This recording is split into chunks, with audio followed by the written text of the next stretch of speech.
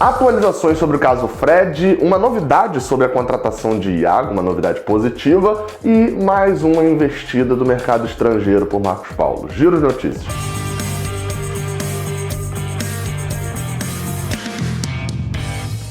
Seja bem-vindo, você guerreira de todo o Brasil, de todo mundo, aqui é o canal Raiz Tricolor, eu sou o Gabriel Amaral, sou jornalista, sou tricolor. Hoje, dia 18 de janeiro, esse daqui é mais um giro de notícias aqui do canal, sempre saindo aqui cedo de manhã. Amanhã já é dia de Flu, né? Neste domingo já é dia de Flu, vai ter pré-jogo, a gente volta à programação padrão aqui do canal Raiz Tricolor e você deixa o seu like aqui embaixo e se inscreve aqui no canal. Vambora falar das notícias. O Fluminense fez e já tinha efetuado a contratação do volante meia, né? A gente pode definir assim como o meio de campo Iago Felipe, se você preferir, né? Mas eu, como não tem outro Iago no Fluminense, eu prefiro chamá-lo só apenas de Iago. Iago já estava definida a contratação dele junto ao Vitória, ele que jogou pelo Goiás em 2019, mas pertencia ao Vitória. O Fluminense já estava ali, essa negociação já estava tão certa que o Fluminense já estava até dando treino já para o jogador lá no CT Carlos Castilho, ele já estava participando das atividades há mais de uma semana, só que ainda não tinha sido regularizado, faltava chegar a documentação do Vitória.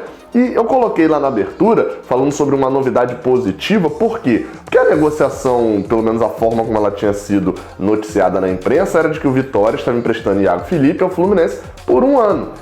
Que é uma contratação assim, boa, beleza, um empréstimo e tal de um jogador que teve um destaque ali em 2018, que eu já até falei sobre ele aqui, é acostumado a jogar Série A várias vezes. E aí, eis que o Fluminense anuncia na sexta-feira, né, no caso já é sábado agora, quando você está assistindo, mas na sexta-feira anunciou o Iago Felipe como contratação definitiva por 2 anos. O jogador rescindiu o contrato que ele tinha com o Vitória e assinou com o Fluminense em definitivo, ou seja, o Fluminense não tem mais um jogador por empréstimo de 1 ano, e sim um jogador contratado efetivamente pertencente ao Fluminense por 2 anos. Vale destacar, Iago é um jogador jovem, 24 anos.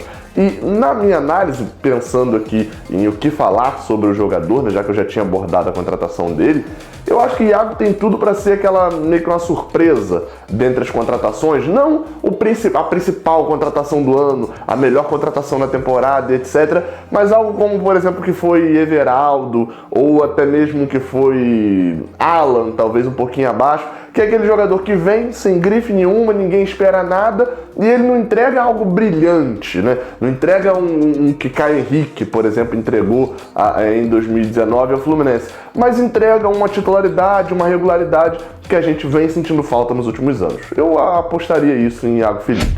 Outro assunto é uma possível venda de Marcos Paulo. Vou dar a notícia, depois eu falo um pouco sobre essa venda, né, que eu já considero praticamente certa para 2020, mas enfim.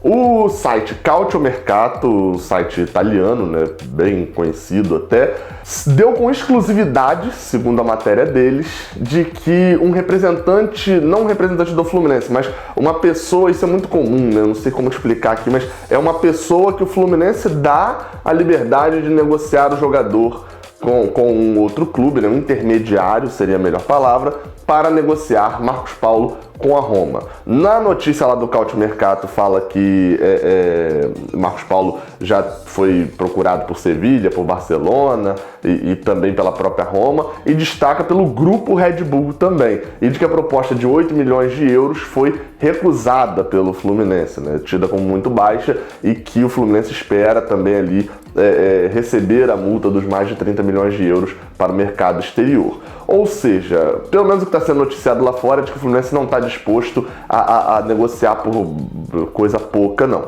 Tem um destaque sobre Marcos Paulo e que faz a atração dos europeus serem muito maiores. Ele não conta como extracomunitário, por exemplo, se ele for para uma Premier League da vida, porque ele é português. Marcos Paulo tem passaporte português e brasileiro, ele é de 2 nacionalidades, então joga até pela seleção de base de Portugal, ou seja, numa dessa ele não conta como um jogador fora da comunidade europeia, o que faria com que o clube tivesse que deixar uma outra contratação para tê-lo e poder usá-lo. Então, dentro disso, Marcos Paulo é muito valorizado lá, tanto pela seleção de base de Portugal, que ele tem boas passagens e é um jogador muito jovem. Vamos lembrar, Marcos Paulo tem 18 anos ainda, né? Faz 19 em 2020.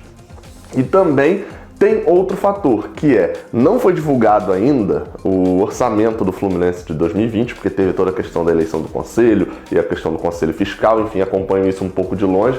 Estou no aguardo do orçamento 2020. Mas com certeza dentro desse orçamento vai vir uma fatia relevante de dinheiro, de receita esperada com venda de jogadores. Assim como teve em 2019, a gente cumpriu essa meta ali de venda de jogadores com Ibanez, com o próprio dinheiro recebido por João Pedro, etc, etc, etc. Mas eu estou esperando para saber quanto é esse valor.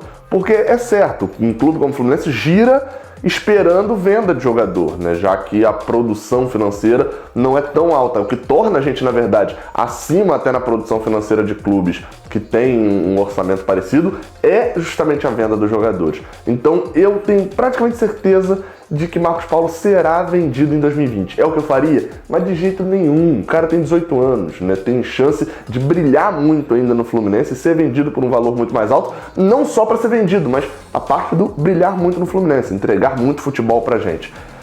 Mas vou te falar que a cada dia que passa eu vejo como mais provável mesmo, eu tenho praticamente a certeza de que ele será vendido ao longo de 2020, principalmente com o contrato dele terminando em 2021, né? O que faz com que a atração europeia seja muito maior em cima do jogador. Torço para que isso não aconteça, mas é o que eu acho que vai acontecer. Para fechar o vídeo, notícia do Cruzeiro. Você que está aqui atualizado sobre o Cruzeiro, não, sacanagem. É porque a notícia é sobre o Cruzeiro, mas que influencia diretamente num jogador que pode vir numa negociação do Fluminense, que é Frederico Chaves Guedes, que não treina mais pelo Cruzeiro. A situação lá agora é a seguinte: Fred ele não está treinando. Na segunda-feira tem uma reunião com os dirigentes do Cruzeiro e a situação é que até agora 2 propostas que foram feitas para ele não foram aceitas. Ele não aceitou a redução salarial proposta pelo time mineiro. Vale aqui um ponto. Primeiro ponto, por que eu tô falando disso aqui? Porque se Fred não ficar no Cruzeiro, a maior possibilidade disparada é de que ele venha para o Fluminense. Segundo ponto, Fred não tá aceitando abaixar o salário no Cruzeiro. É diferente a situação dele com o Cruzeiro e dele com o Fluminense por um motivo. Mas ele é ídolo no Fluminense, é que ele abaixaria. Eu não acho tão isso não, porque ele gosta muito do Cruzeiro também, sempre deixou isso claro. E ele também deixou claro de que ele queria sair do Cruzeiro deixando o clube na primeira divisão. Não queria sair por essa situação. Inclusive a própria torcida do Cruzeiro, por mais que fique ali brincando de manda o jogador, etc., é muito mais uma questão técnica do que uma questão de odiar o jogador, como é o caso de Thiago Neves, né? A relação deles não é a mesma com a torcida do Cruzeiro. Mas a situação dele com o Cruzeiro é complexa, não só pelo sentido de lá ele não abaixa, aqui ele abaixa o salário, porque o Cruzeiro tem uma dívida exorbitante com o Fred.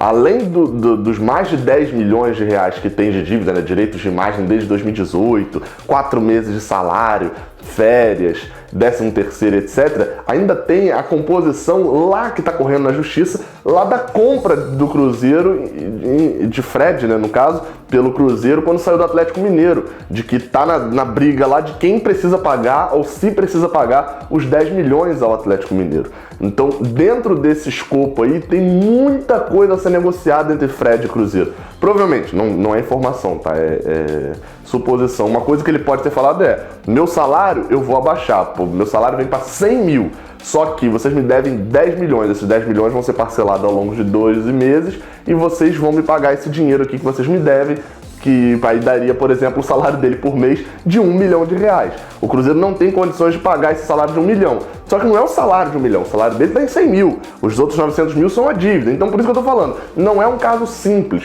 ele reduzir o salário lá como seria reduzir o salário aqui. Meu prognóstico sobre a situação é de que Fred vem para o Fluminense. Isso aqui é prognóstico, não é informação. Deixando mais uma vez destacado. É de que Fred não fica no Cruzeiro e vem para o Fluminense. Porém, para contragosto de muitos, vem com um salário acima do que a gente espera.